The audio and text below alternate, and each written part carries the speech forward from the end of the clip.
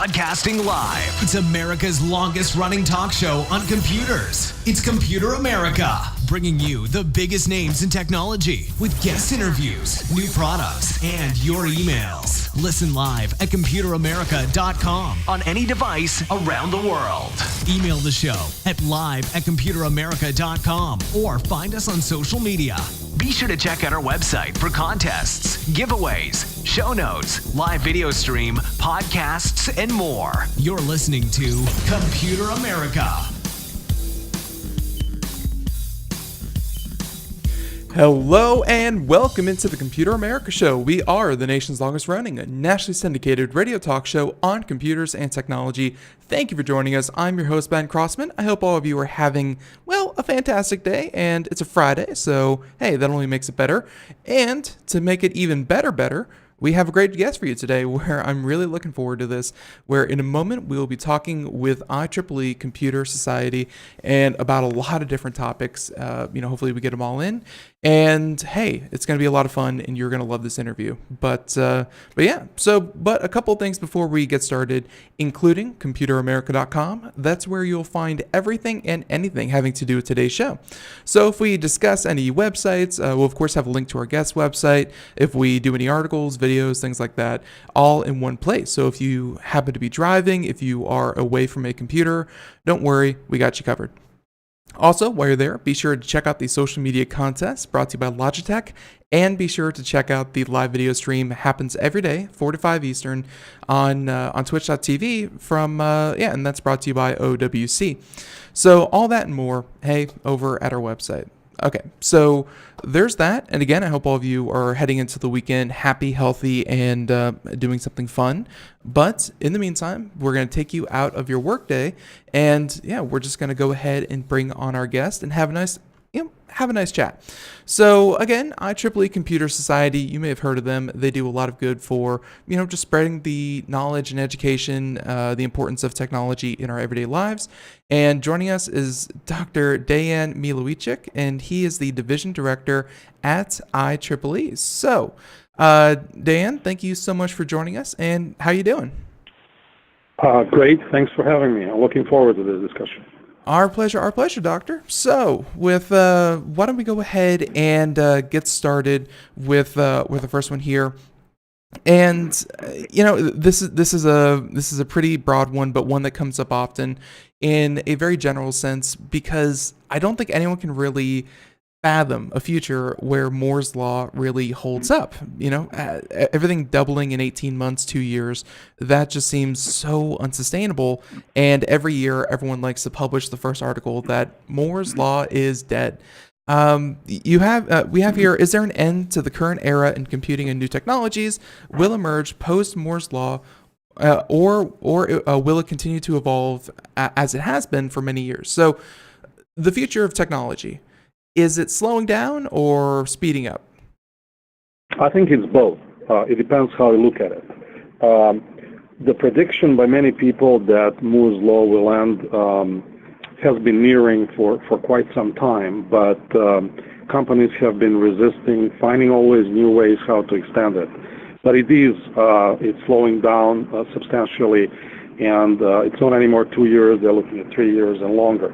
At the same time, people are trying to find new ways how to make up for this lack of performance improvement because it's needed. There's more and more data, and someone needs to somehow work on all of this data, so more computing is needed. So people are trying to specialize. There are all kinds of accelerators, special purpose computers that are working on this data. At the same time, researchers realizing that it's not possible anymore to scale, they're looking at new technologies, and there are many: neuromorphic, adiabatic, reversible, quantum computing. Some of them are more, other less promising, but it's inevitable that people are realizing that there's a new technology needed, and they're deeply looking at it.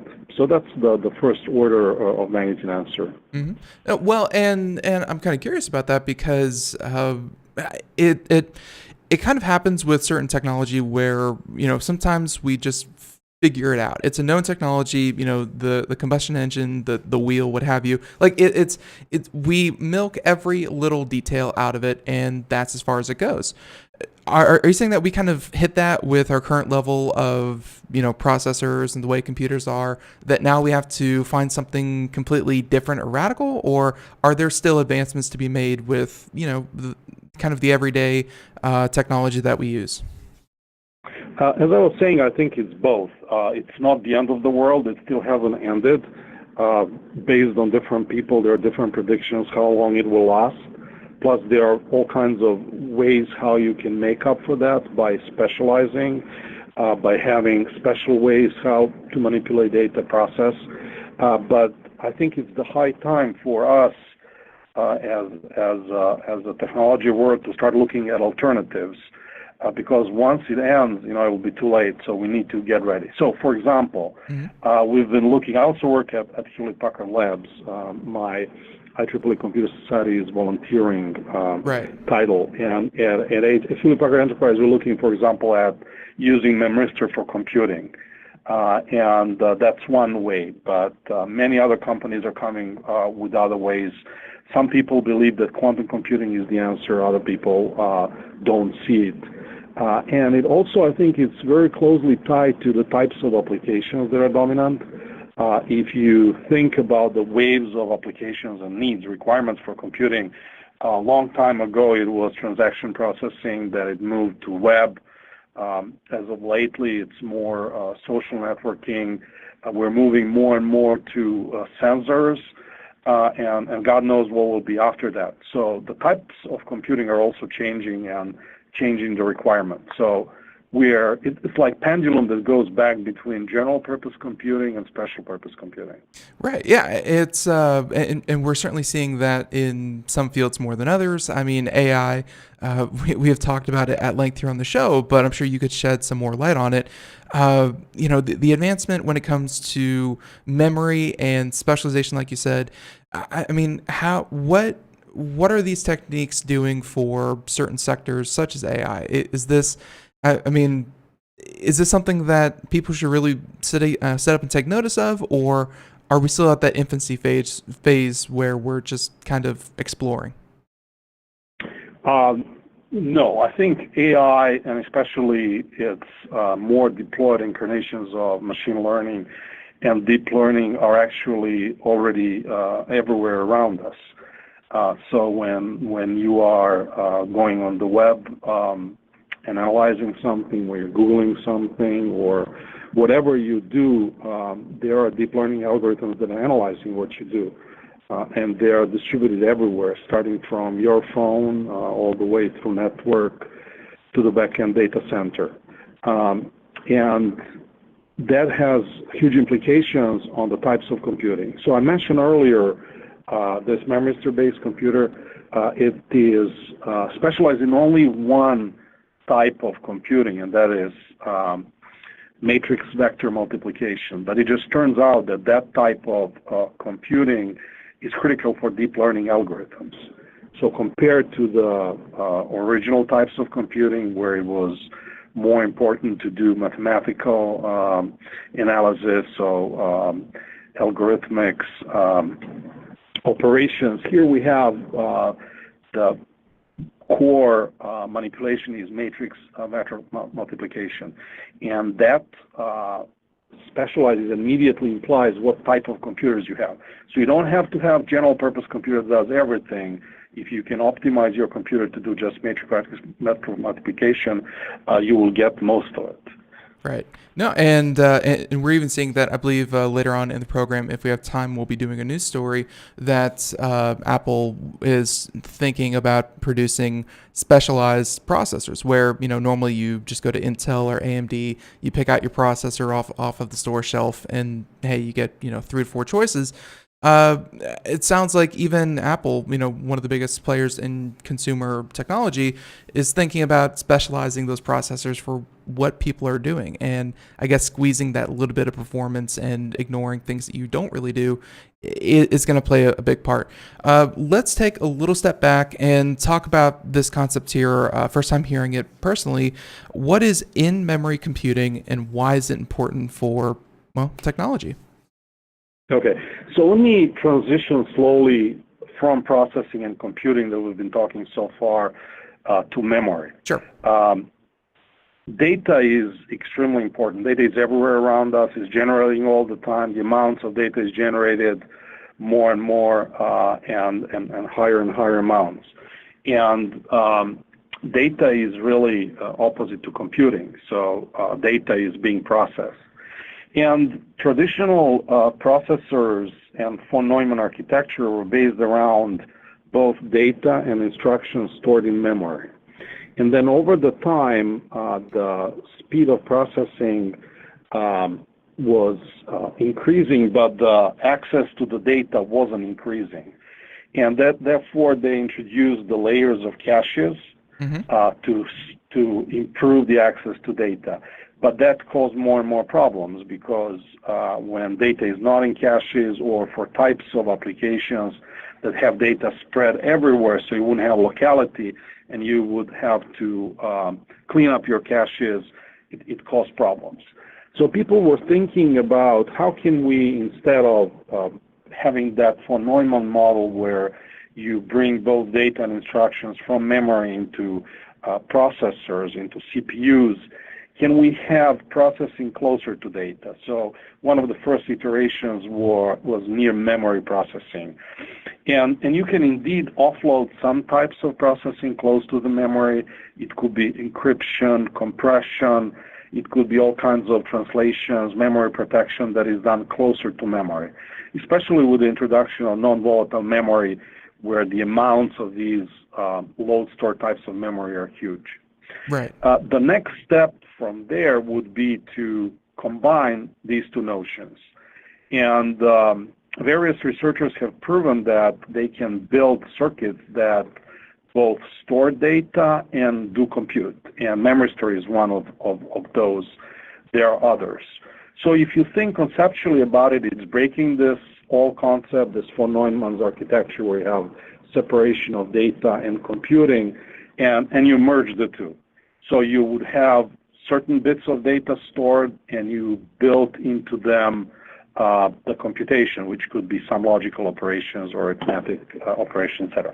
So conceptually, that would dramatically improve the performance and all these obstacles that existed. And the reason we're even talking about it is that it's time to revisit all these approaches as we are exploring the new technologies in post-Moore's law. So I think it's the right time to look at all those. Right, and I mean that does make a lot of sense. The less barriers, the smoother and faster everything can run. But at the same time, this might touch on what you were mentioning earlier, where specialized versus general computing. Like that seems great for specialized processes, things that are kind of known, and that's what you're going to do, and it's going to do it repeatedly and constantly. But that seems also kind of hard for, switching a computer from, weather analysis to, social media, like you mentioned, to web hosting.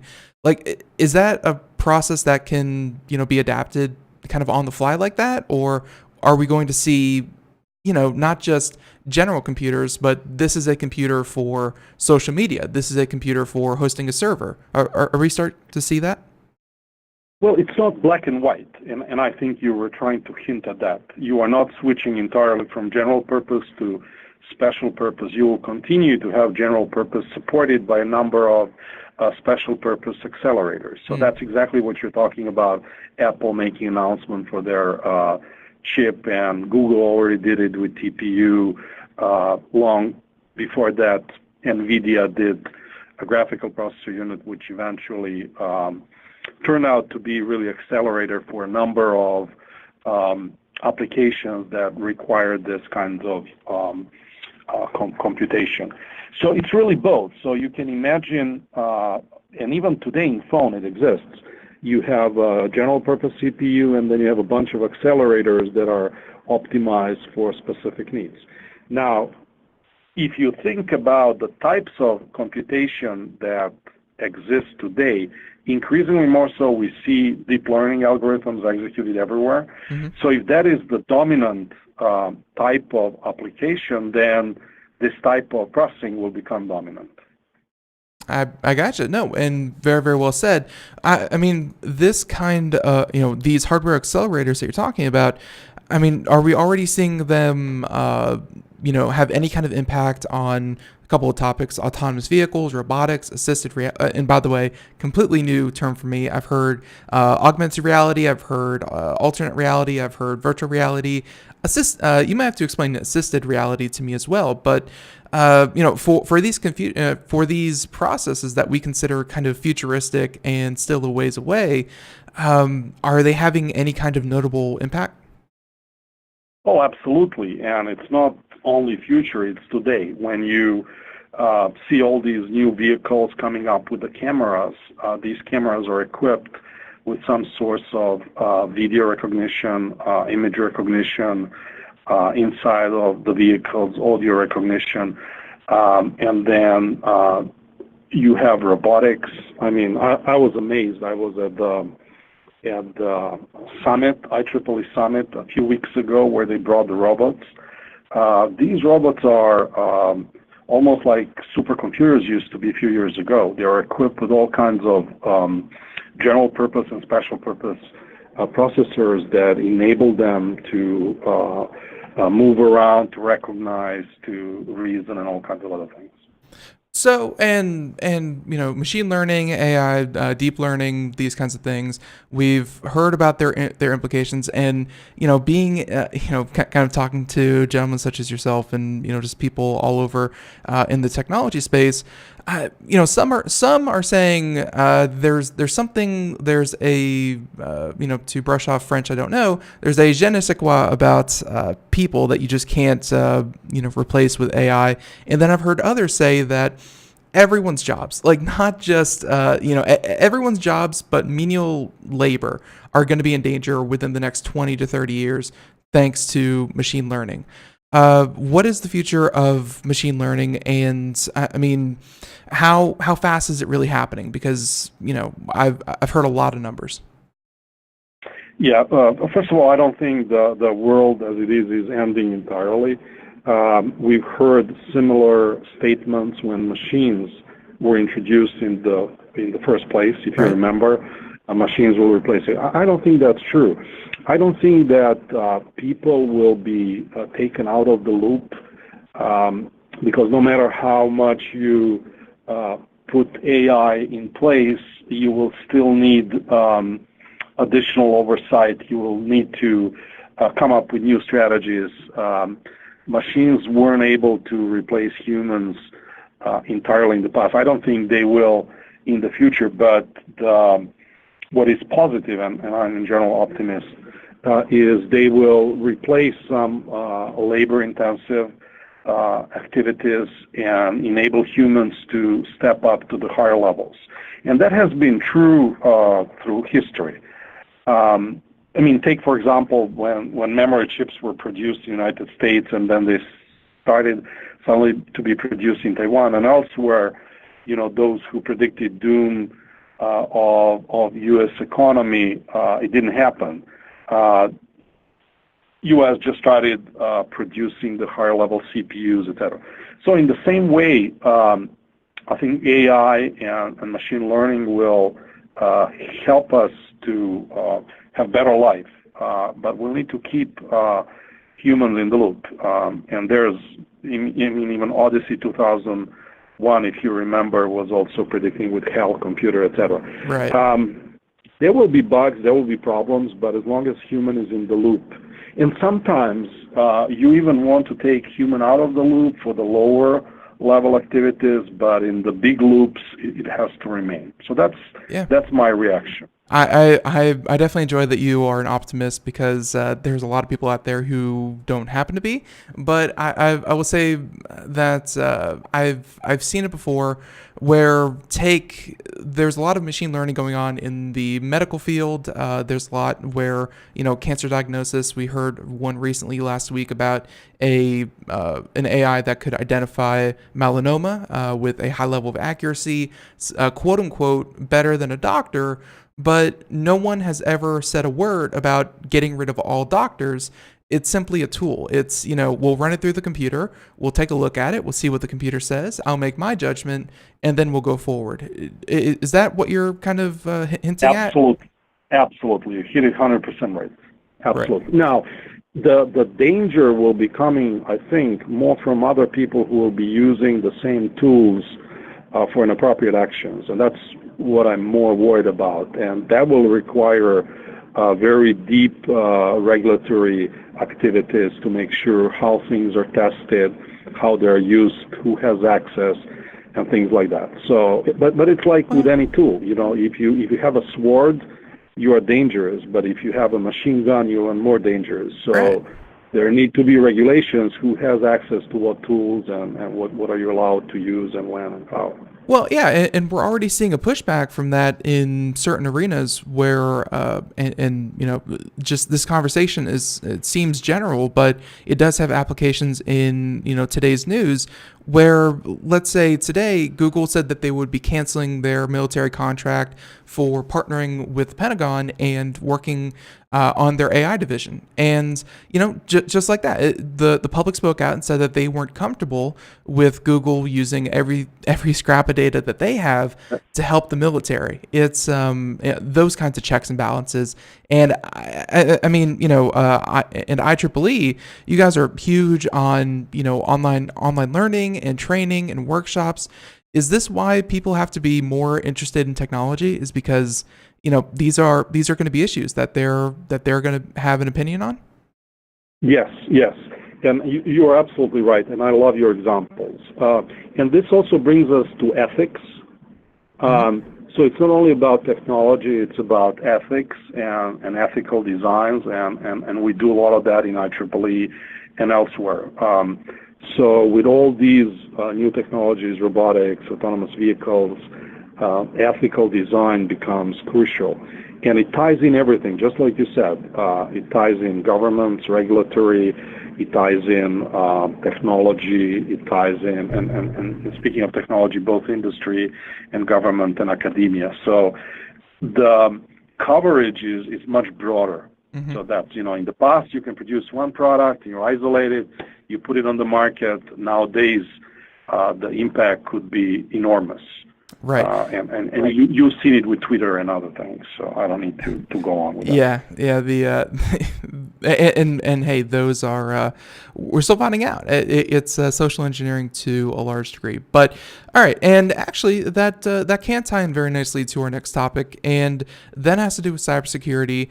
Over the past couple of weeks, people who have listened to the show, we've had a lot of enterprise level, cybersecurity specialists on the program. It's been a lot of fun, but it's also been, a little eye-opening to see that the idea of cybersecurity, I mean, we spent 2016, 2017 looking at headline after headline about, how many people were compromised, how many people were hacked, and until we were to the point where we said, if you are a citizen in the United States, because, hey, we're Computer America focused, but if you're a citizen in the United States, your data is compromised. Like, there's no if, there's no maybe, there's no, if you are hacked. It's at this point, it's happened, and we have to all kind of come to terms with the idea that your data is available out there, and the idea of protection is no longer about building the biggest wall. It's about being the most vigilant, I feel. It seems to be the shift lately. Talk about cybersecurity, how you see the trends working, and just how do you stay safe in today's world, either individual or as a company? Yeah, so I think the problems aren't new. The problems are just more emphasized now. And if you think about credit cards, first time they were introduced, there were non-believers who said, "I'll just keep money in my pocket." And credit cards continue to be misused and, compromised. But what credit companies do, they minimize the risk. And, there are other ways how to deal with it. The same thing is with today's cybersecurity, both private and corporate. Because of the amount of data, because of the potential surface of the attack that is huge, it's impossible to use traditional techniques. So that's an area where machine learning, deep learning is absolutely required. So it's not possible anymore to collect all data traditionally in the data center and filter that data. You have to really spread your network and that deep learning and filtering from the point of presence, where you are in your phone or in your laptop or the sensors at your home. And then you filter that data using intelligent algorithms, and you bring it back to your data center, and then you compare the information that is filtered, that is passed, with other people, with other corporations. So it really all revolves around data. But also around human, what is ethical, what is allowed, because people will misuse it, whatever happens, and how do you legalize all of that? And that ties in with the amount of processing and amount of storing this data, what do you pass, what do you keep, and then how you make it all happen, how do you operationalize all of this. So we've held, there's a report, and I'll provide you a link to it. Sure. Where 19 experts sat together and analyzed these both opportunities and threats of AI and machine learning as applied to cybersecurity. It's extremely important for governments, for states, and as well as for individuals. And you touched on this, and this is something, like I said, that we've been hearing a lot about. It's not just about having a username and password, but it's about having the data that we can now collect, and everything revolves around big data, but it's the data that you can collect, and it can say, Ben logs into his computer from this location usually, and he, misses the entry box about 3 times before he clicks on it. And, like little things that can say if someone is a person, or automated scripts or things like that. So you're saying that when people are concerned about their data getting out, and companies are concerned about losing their customers' data or even their own data, that it takes, I guess, more data to identify the potential risks. It's still technology that's going to protect us from technology. It's not about hiring 10,000 more security experts. Yeah, you can't. Even if you hire them, they will be ineffective. What you could do is you can collect information. You can gather profiles. How many times have you led this show, and what words did you use? And then if someone else shows up and starts using different words, it's not you anymore. And you brought up example of typing. Are you making small mistakes every time? Are you working regular working hours, or you show up in the midnight in your office? And these kinds of alerts, which are anomaly detection, are used. But unfortunately, they're used both by positives and negative guys. Right. No, go ahead. Yeah, no, and I was going to transition that over, and Doctor, I'll be honest with you, we're going to head off to break here in about a minute. Would you mind staying over so we can continue this conversation, or were you just planning for the half hour? As much as you need. All right, perfect. So, please continue on with us. But I think when we come back, and you know what, we're just gonna go to break in a minute. But when we come back, we are going to continue talking to Mr. Dejan Milojicic as we are talking all things, and we're going to head on over to big data, which is kind of what we were hinting at, the idea that you can collect not just everyday data, but enough data to get a very clear and accurate picture. So everyone stay tuned. We'll be right back. And in the meantime, please feel free to head on over to computeramerica.com, where we have the show notes up already, and of course a link over to our guest website. And hey, this may be the easiest guest website I have ever given. If you want to check out some of their publications, what they do, how they do it, head on over to computer.org. Hey, not very hard to remember that. So everyone, once again, we'll be right back with Dejan. And yeah, and actually, and before we go to break, I will say that when we come back, we will have a social media winner from Logitech, where we'll be giving away the M720 Triathlon mouse. So we'll read the winner live on the air here, get in contact with them, and have their prize sent out to them in just a moment. But until then, everyone, stay tuned, and yeah, we'll be back with more interview and more news right after this.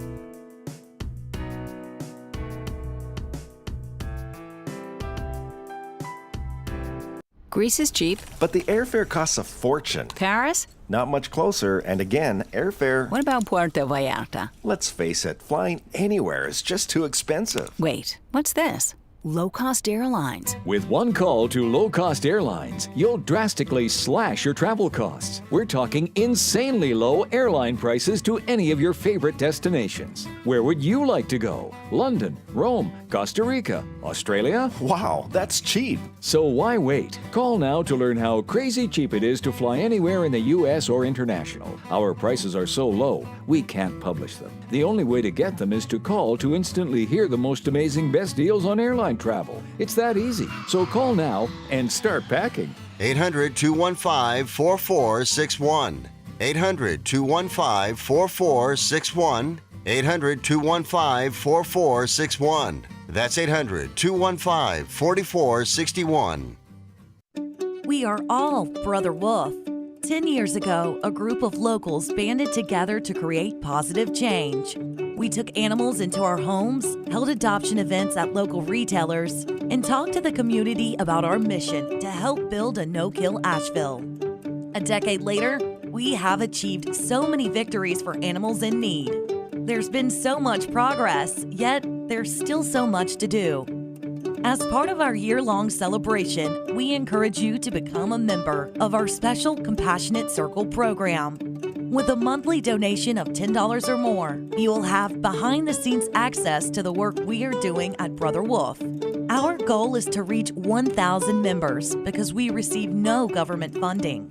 Working together, we can help build and sustain no-kill communities. Learn more at compassionatecircle.bwar.org. We are a 501c3 tax-deductible organization.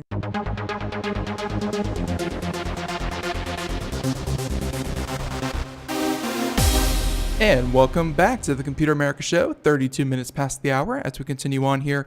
And before we get back to our interview with Dr. Dejan Milojicic, we from IEEE and of course also from Hewlett-Packard Enterprise, we actually have a winner to announce. So before we get back to our interview, let's go ahead and announce our winner. So again, this was a chance to win an M720 Logitech Triathlon mouse. Runs for about 3 years on a single AA battery. Not half bad. So with let's see. So let's go ahead and put that on. And all they had to do, well, actually, they won entering using Facebook. Speaking of big data, but they won entering using Facebook. And this week's winner is Miss Janet Nelson. There you go. So Janet Nelson, if you're listening, congratulations. Thank you so much. And she listens to us in Memphis, Tennessee. So hey, thank you so much. We'll get in contact with you and we'll get your prize out to you. And if you want to be Janet next week, well, hey, you could be. All you have to do is enter.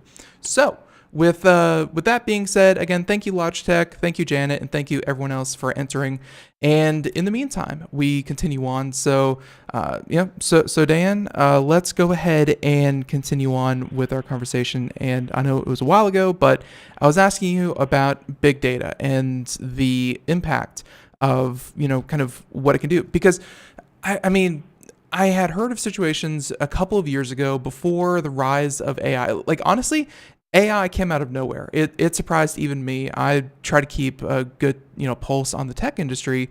And about 3 to 4 years ago, it just became a thing. It was just there. And up until that point, we had issues such as let's say the NSA, for example, logging every person's phone call in the United States. And ethics aside, that's the thing that happened. But we were running into a situation where there was just so much data that we thought that it was useless. There was so much data that you couldn't put it into a way that was usable. You couldn't tell trends. You couldn't work with it. And then the rise of AI came up, and deep learning and machine learning. And then big data became a really important asset to all of us in our everyday lives. Is it still that way? Is big data only getting bigger? What's happening? Well, I think it will only get bigger and bigger. It's not. It's not that it will slow down. People are talking about zettabytes of data generated in the next couple of years, and that's more data than that has ever been created. But the model that we have to switch to from the original one, where you collect all these data like squirrels and put it somewhere in your right. In your tree or in your data center, it just doesn't work. So. And you don't even care about all these data. What you really care about is useful information. So if you have, for example, information from your camera at your home that is always the same picture, you don't care about that. But if you see the delta, if you notice that a burglar is entering or something wrong is happening or suddenly water is going everywhere inside of your house, these are the changes that you want to capture. And so there's the rise of not general AI, but more of deep learning, machine learning, that was motivated originally by these large amounts of data, but it's moving from that back-end model or core more towards the edge. So you are trying to reduce the information closer to the edge. Now, it's in order to have this.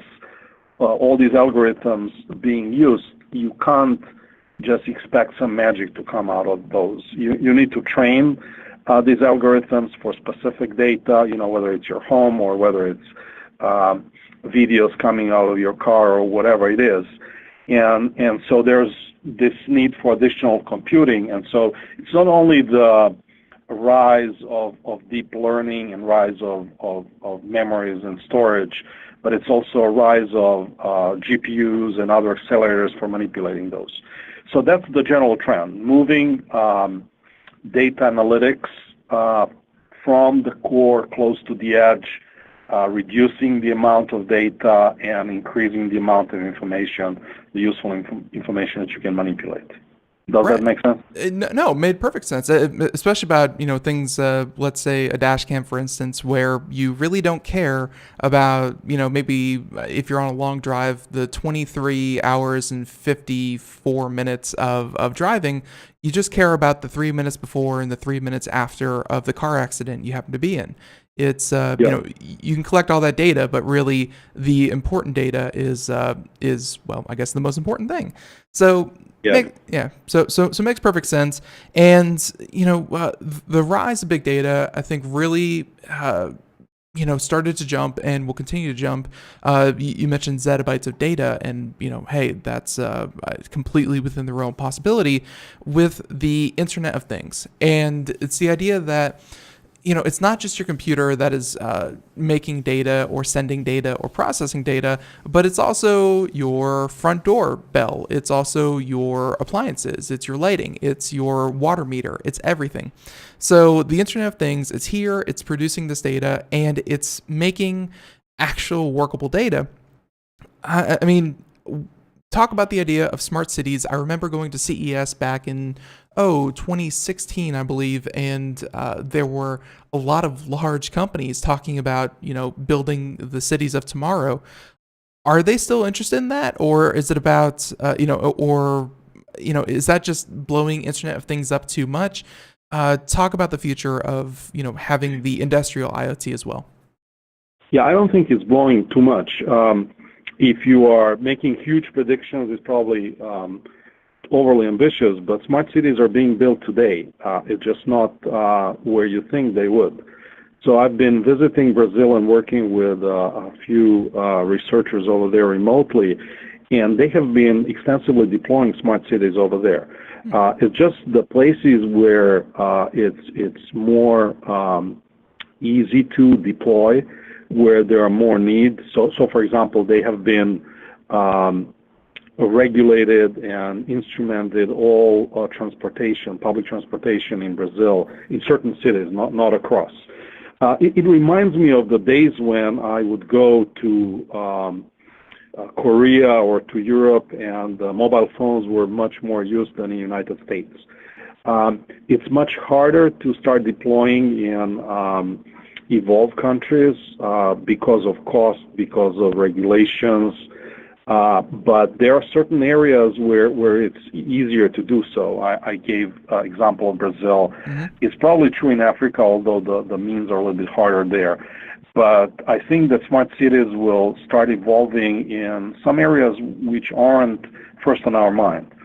Now that's in general about smart cities, but I think industrial IoT is even much more promising because the need there is much higher. So I visited, for example, Samsung and a few other factories when I visited Korea, and they have automated whole production. So as soon as you have automation, you also need to monitor how things are evolving. You will increasingly more so start using robots. Then you need to have vision to understand what's happening.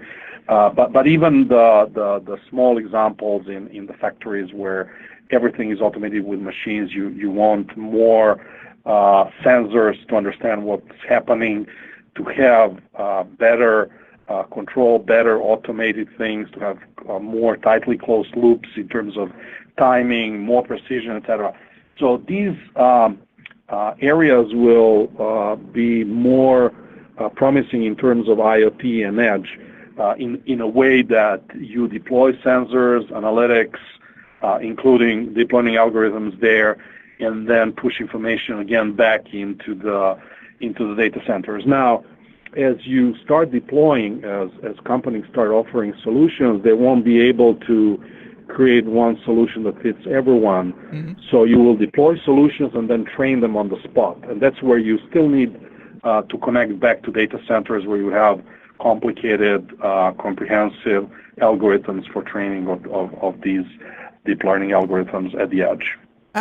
That's a very good point. I never considered because again, kind of stuck here in the United States. But I guess in places such as that, and the only way I can kind of draw it home for myself is the idea that let's take a city, New York City, let's say for instance, and you wanted to outfit it instead of cable, which was working fine, or copper wiring, which worked fine for the past 20 years, but going forward, you have to justify the cost of ripping out everything, upturning streets, completely redoing everything that you have built up over the past couple of years.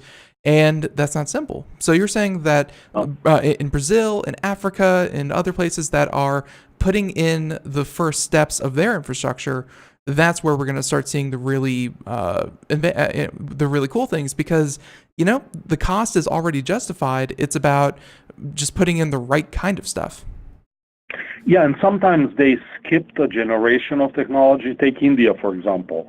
Mobile phones, they use it for everything, okay? Sometimes they can't do the payments, and they use for paying and that happened much earlier than people started using in the United States. So if infrastructure either is too costly to develop, or you don't have some technology, you can skip certain generations of technology and jump to the new one. And so it's a win-win for both producers of new technology and of recipients. And then also for evolved countries where you get tested solution prior to starting to deploy. So it's a win-win across the board. Right. No, makes perfect sense. And although I do have to kind of ask to bring it back around to ethics, it's one of those things. You mentioned movies, so I feel free mentioning a movie.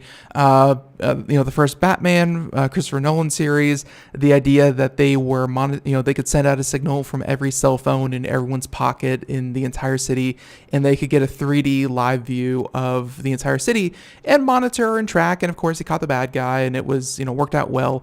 But that's, I think, a situation we're going to have to start to come to terms with here soon, where let's say an internet connected city, you could have cameras track someone who maybe ran a speed light ran a red light, there we go, or sped 5 miles over the speed limit for just a section of road, and then you can track them all the way back to their home and ticket them, all automated, things like that. I mean, in some cases they don't hurt anyone, but constant surveillance can lead to, I guess, a lot of friction between feeling like oppressed versus protected.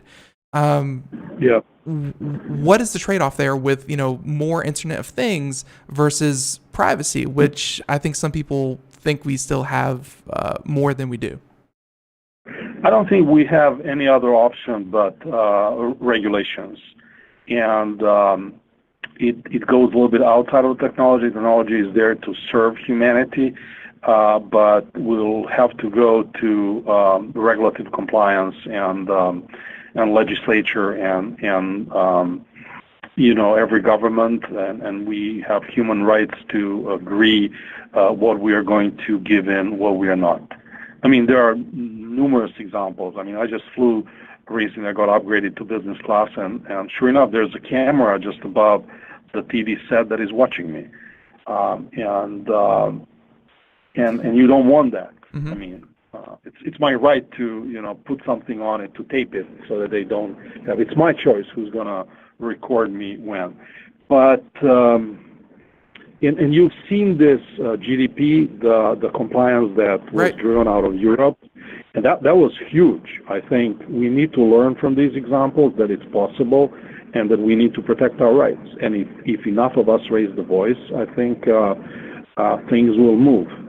Yeah, no, and I mean, just real quick, it happens in ways that, regulation, and you mentioned regulation a couple times. I think it's a very powerful tool, but as we've seen with legislation and technology, legislators really work behind the eight ball when it comes to technology.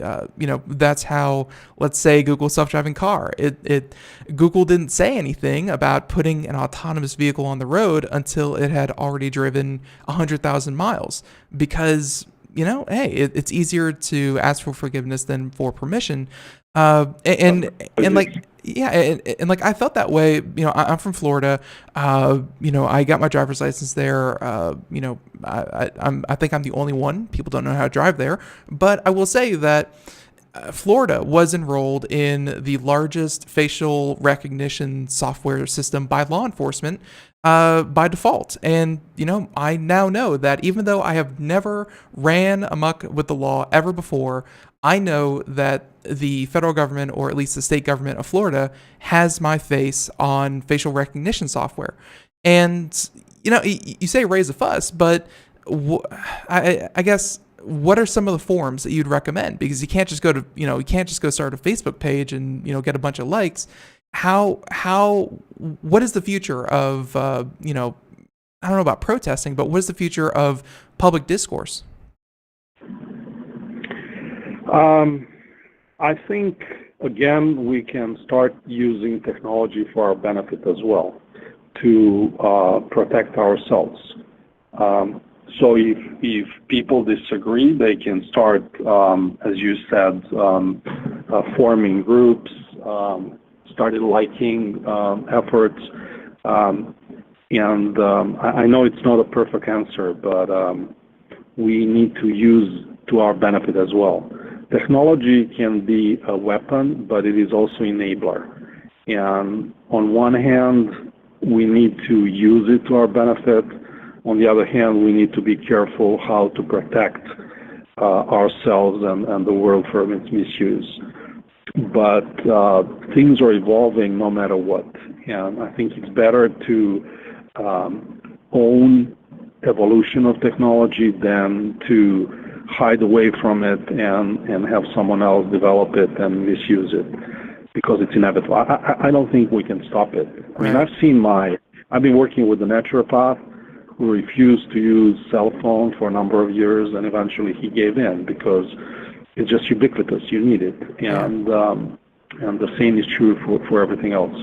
Yeah, I think that's the same attitude that made Facebook the juggernaut that it is that I've heard so many cases where they're like, I don't want to go on Facebook, I don't trust Facebook, I don't want to share my life, but then you legitimately lose contact with people because they're on Facebook and that's where they share. And you have to follow them. If you want to keep up those healthy relationships, that's where you go. So, yeah, very important and very well said. So let's, Dan, I want to say that I'm probably going to keep you for the whole hour if you don't mind, another 10 minutes. But this has been, that's fine. Yeah, perfect. So this has been a great conversation. But let's talk about, and this is something that IEEE, I know, also, kind of deals with. This society does things such as scholarships and really focuses on education. Kind of the software and systems of the future, where are they kind of going? Is this something that I know in the past, whenever people ask me how do I get started in computers, and I always told them, college is great if you can afford it. Not everyone can. It's a very costly kind of route. Certifications are a great way. You pay $100 for the test, you study, you get certified, you become more talented and better of a computer person for it. Software development, things like that. Is that something that we're going to leave to computers, or are people still going to need to get into the computer science field? Oh, no, absolutely. It's the same thing as our original discussion, that human will have to be kept in the loop. I had a similar discussion with a professor who visited me yesterday from Bologna. And so he was asking me, Dan, do you think that there will be a need for software development, or the AI will develop software? Well, the same is true as for when we are talking about keeping human in the loop. But I would like to bring the different dimension, because sure. We've been talking about computers and memory, and everyone is talking about new technologies. But what people forget is that that's just the basis, the substrate. On top of it come layers and layers of software. And I'll give you one example why software and system software especially are important. So in Hewlett-Packard, we've done something that we call memory-driven computing.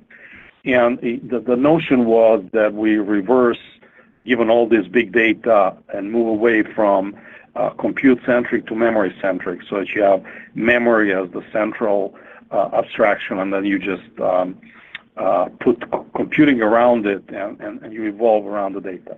And we thought, yeah, we have the great thing here. We'll just replace disks with operating memory, and we'll get 40,000 times speed up. And because that's the ratio of accessing data on disk versus accessing memory. And to our huge surprise, when we start running all that software on the new computer architecture, we got speed ups not of 40,000, but of a few times. And then we realized that all that software and system software was developed over decades and for that specific model. And we started tweaking it and improving it, and we got improvements of 10 times, 100 times, but not more, nowhere near 40,000. Only once we started developing software completely for this new architecture were we able to get closer to 40,000. What I'm trying to say is in the last few years with machine learning, deep learning, with IoT, edge, the whole architecture has changed dramatically. And if you want to run the same applications, you have to distribute them differently. You have to change the system software stack. You need to change the applications. And sometimes even completely unintuitively. When I was young, we used to program in C, and if we really cared about some real-time response, we would even program in assembler or even in machine language. But nowadays, these bottlenecks are less important. So people program in scripting languages, in Python, because the bottlenecks are elsewhere. So what I'm trying to say here is that it's not enough just to change the hardware architecture. One has to think about software, system software, and then even about training people who will write this software, because it's completely different than it what used to be. That was the funniest part. Just a couple of years ago, I went to college for computer science, and when I was first learning, C++ and things like that, like I remember my professor telling me that, hey, this is how you do it. This is how you do it correctly, and your compiler will probably be able to read your code, but this is the proper way to do it. It was essentially to me saying to me that your software is smarter than you are. It's not gonna meet you halfway. It's gonna meet you all the way, but you should still learn how to do it correctly. And that's kind of the feeling I got from there. But it's not just about correctly; it's also how to program differently, and that's also an important part of it. So. Hey, and we have about 4 minutes left. Let's talk about another shift, because this is one that I think going from 3G to 4G internet, cell phone connectivity, it made the rise of cell phones happen all the more, because you weren't struggling to load one image. You were loading entire websites. You were now watching entire videos. You were streaming content. There was a fundamental shift that happened when you went from 3G to 4G. People spent, I think I read the 2018 Internet Usage Report that said that we now spend about 6 hours a day on our smartphones. That was a big shift. Talk about, real quick, last part of the show, 5G. And, when we aren't just going from transmitting videos to transmitting 10, 100 times the amount of data in the same span. What is that going to do to us? I love your introduction. That was the perfect one into 5G. Because it is really what new things do you enable. It is less important how quicker you do things, because we could already do it relatively quick and in an acceptable way. What I believe 5G will be most important for is introduction of the real time, because we will finally be able to close the loop so that we can control things. And as soon as you have that, that will enable all kinds of new applications. Suddenly you can start playing some real-time gaming, some real-time control. And if you think that you will be able to do all of that without any wiring is mind-blowing. Because suddenly you will be able to deploy all these real-time applications around the world just by the mere fact of having the new technology. And that's really dramatic. So all these games for which you needed in the past very quick network, or if you think about stock exchange where people were buying literally buildings close to the stock exchange building, so they have the fewer hops in networks. So all this suddenly is being democratized. Not all the way, because you'll still have the high-end stock exchange run the same way, but it's more and more. It's almost the same thing as when you used to have big banks running only supercomputers.